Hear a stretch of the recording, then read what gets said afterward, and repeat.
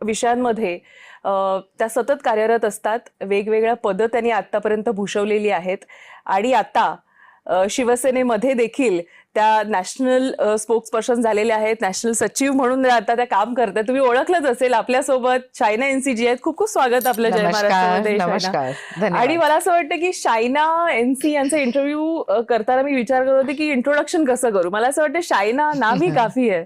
कारण Shaina NC you have been working, म्हणजे तुम्ही समाजकारणामध्ये हो. इतकं तुमचं काम आहे. वेगवेगळ्या विषयांमध्ये मला असं वाटतं कॅन्सर पीडितांसाठी तुम्ही हो. खूप काम करता, मुलांसाठी काम करता, लहान हो. मुलांसाठी शाळेतल्या, आणि ह्या पलीकडे फॅशन. हो. तर तुमचं आम्ही नेहमी पाहतच असतो. मला असं वाटतं की तिथे सुद्धा अनेक रेकॉर्ड्स केलेले आहेत. नाही, आणि नक्कीच मला वाटते की इथे कन्फ्युजन पण आहे, कारण लोकांना वाटते की समाजकारण, राजकारण म्हणजे एक सिरियस इमेज आणि ही आली ग्लॅमर इंडस्ट्री म्हणजे ती हलके घ्यायचं, असं नाही. Fashion is my profession and politics is my passion. अगदीच क्लिअर. मी राजकारणमध्ये 22 वर्ष काम करत आहे आणि वृषाली तुम्हाला माहिती आहे, तुम्ही हे पूर्ण जर्नी जे आहे त्याच्यात उतार चढाव, परंतु आमचे जे प्रोफेशन आहे तिथे 35 इयर्स आणि फक्त साडीला घेऊन, कारण साडी मला वाटते की आंतरराष्ट्रीय स्तरला घ्यायला हे आमची भूमिकाच नाही, आमची एक निष्ठा आहे. कारण तुम्ही बघितलं की विदेशातून कोण आले तर आम्ही सांगतात की वा वा वा, Cherie Blair wearing a sari, Jemima Khan, Liz Hurley. परंतु भारतीय नागरिकला पण हे साडीला आंतरराष्ट्रीय स्तरला घ्यायचं, तेच माझा एक पॅशन प्रोजेक्ट आहे आणि I have been working on it for 35 years. मला असं वाटतं की साडी नेसवण्यामध्ये सुद्धा तुम्ही अनेक रेकॉर्ड्स केलेले आहेत. मला असं वाटतं हो. वेगवेगळ्या पद्धतीच्या साड्या, वेगवेगळ्या स्टायलिंग मध्ये, आणि कमी वेळात. हो.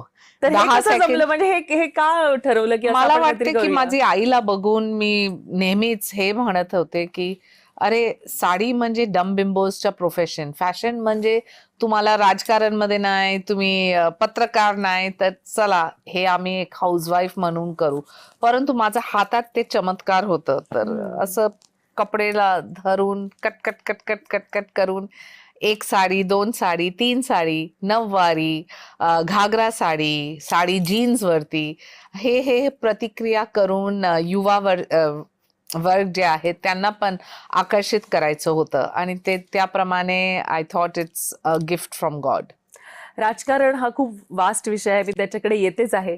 पण त्याआधी मला असं वाटतं की तुम्ही जी जीन्सवर साडी किंवा हा जो कन्सेप्ट आणलेला, त्यानंतर हो. गरब्यामध्ये सुद्धा आम्ही बघायला लागलो हो, हो. की म्हणजे इथे युवांना इतकं अपील झालं की दिस ऑल्सो कॅन बी एक्सप्लोर्ड, म्हणजे हे सुद्धा एक्सप्लोअर करता येऊ शकतं गरब्यामध्ये, आणि हो. ते होताना देखील आपण पाहिलं.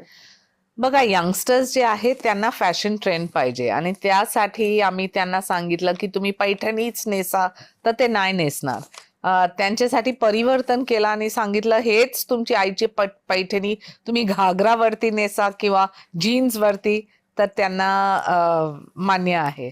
तो आय थिंक इनोव्हेशन्सची आवश्यकता आहे. साडी फक्त आंतरराष्ट्रीय स्तरला नाही घ्यायचंय.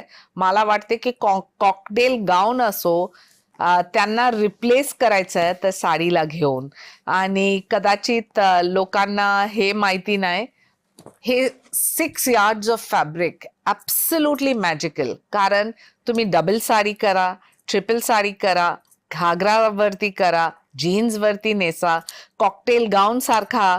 मला वाटते की हे इनोव्हेशन्स जे आहे ते फक्त ड्रेपिंग, आणि हेच आहे आमची भारतची परंपरा.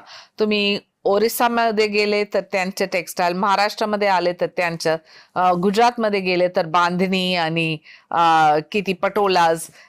तर I think every state has its own magic and we as Indians must promote it. मी पुन्हा या विषयावर येणारच आहे, कारण मला असं वाटतं की साडी ह्या विषयावर बायका थांबू शकत नाहीत ना बोलायचं.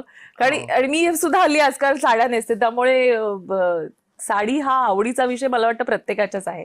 मी राजकारणाकडे येते. राजकारणामध्ये जसं तुम्ही पण म्हणालात की ग्लॅमरस चेहरा म्हणून आजही तुमच्याकडे पाहिलं जातं.